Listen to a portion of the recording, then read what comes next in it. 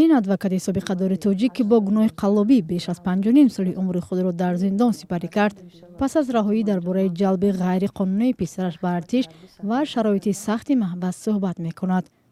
ӯ соли 2014 ба муҳлати 10 сол маҳкум ба зиндон шуда моҳи октябр бар асоси қонуни нави афв аз маҳбас озод гардид.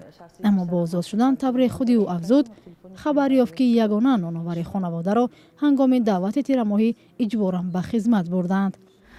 بیمار است. سال 2015 پسرم بیماری شدیدی راههای نفس پنیمونیا شده بود است. بستری در بیمارخانه بود است. این همه حجت را پیشنهاد کردن. نوبسته از این مدت 8 ساعت تا ساعت 2 شب پسرچم همجا من کردم. بعد به خدمت حربی سفر بر کردم. ба гуфтаи ин ҳамсӯҳбатамон, ӯ дар асл 2 писару 1 духтар дорад, аммо пас аз ҷудо шудан аз ҳамсараш соли 2010 писари дуввумаш ба ихтиёри худ назди падар рафтааст ва Алиҷон якка писар ба ҳисоб меравад. одаме ки зиндонӣ шуд ки кор мегирад, маълумоти олиам дошта бошед. ӯ барои баргардонидани писараш аз хизмат ба сарпрокуратураи ҳарбии Тоҷикистон нома ирсол намуд. масъалаи ҷалби писараш ба артиш ва вазъи зиндагии сангини худро шарҳ додааст. сарпрокуратураи ҳарбии кишвар ба номаи Саидова посух дода гуфтааст, новобаста аз он ки писараш бар тарбияи собиқ шавҳараш гузаштааст, ин зан аз ҳуқуқи модарии вай маҳрум нашуда, барояш ҳамчун фарзанд ба ҳисоб меравад ва якка писар будани Алиҷон дар оиларо беасос арзёбӣ намудааст.